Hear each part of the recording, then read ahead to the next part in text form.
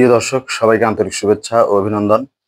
আমরা আজকে দেখতে যাচ্ছি ভারতের নির্বাচন কমিশনের সিদ্ধান্ত অনুযায়ী যে ভোটার তালিকা সংশোধনের কাজ চলছে, অর্থাৎ অভারতীয় যারা ভারতের বৈধ নাগরিক নয় তাদেরকে ভোটার লিস্ট থেকে বাদ দেওয়া হচ্ছে।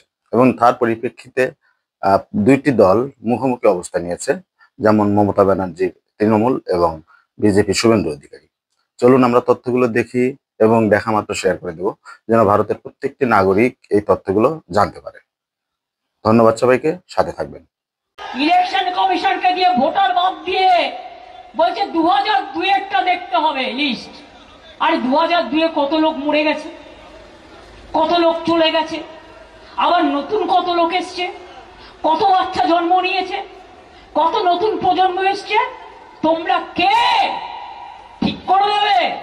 এইসব অত্যাচার করে ভোটার লিস্টের নাম বাদ দিয়ে স্বপ্ন দেখছে। আর ভোটার লিস্ট যখন শুরু হবে, দরকার হলে একদিন অফিস কামাই করবেন, কিন্তু নামটা তুলে দেখে আসবেন। তারপরে যেন আর কাটতে না পারে সেটা দেখবেন। অন্য রাজ্যে বসে এ রাজ্যের ভোটার লিস্টের নাম কাটা হচ্ছে।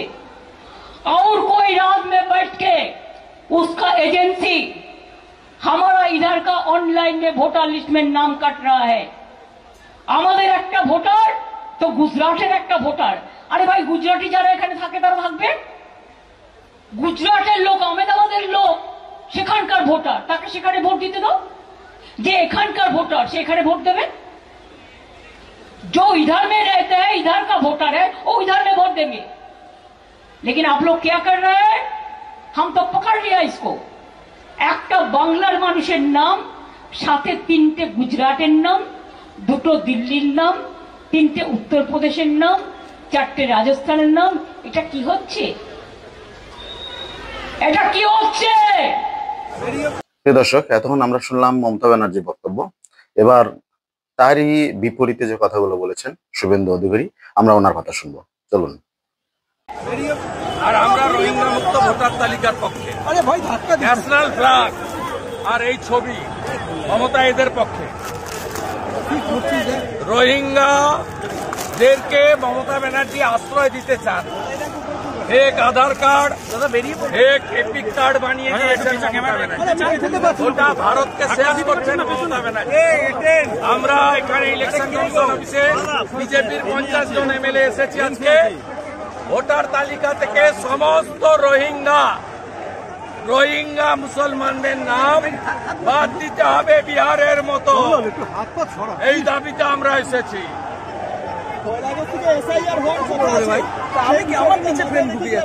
কবে করবে ইলেকশন কমিশন? বিহারে যা করেছে এখানে করতে হবে। বিহারে যদি 30 লাখ বেরোয়, এখানে 90 লক্ষ বেরোবে। আমরা কোন ভারতীয়র বিরুদ্ধে নই।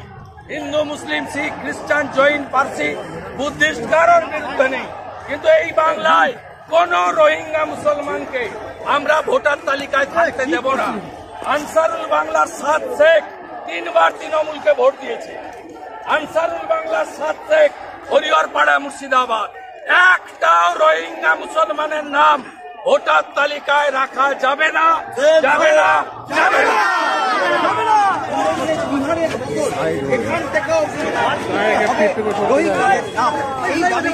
মমতা হাঁটছে রোহিঙ্গা মুসলমানদের সাপোর্ট করে, আর আমরা এসেছি, আমরা মিছিল করে এসেছি রোহিঙ্গা মুসলমানদের না ভোটার লিস্টে বাদ দিতে।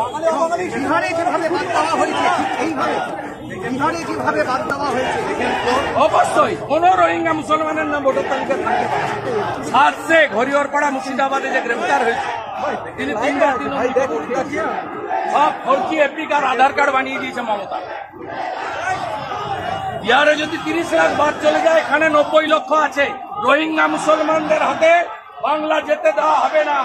7 শেখের হাতে বাংলা যেতে দেওয়া হবে না।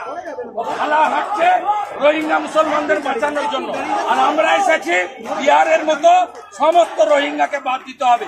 কোন ভারতীয়, মুসলিম, হিন্দু, শিখ, খ্রিস্টান, জৈন, পার্সি, বুদ্ধিস্টের বিরুদ্ধে আমাদের কোনো অভিযোগ নেই।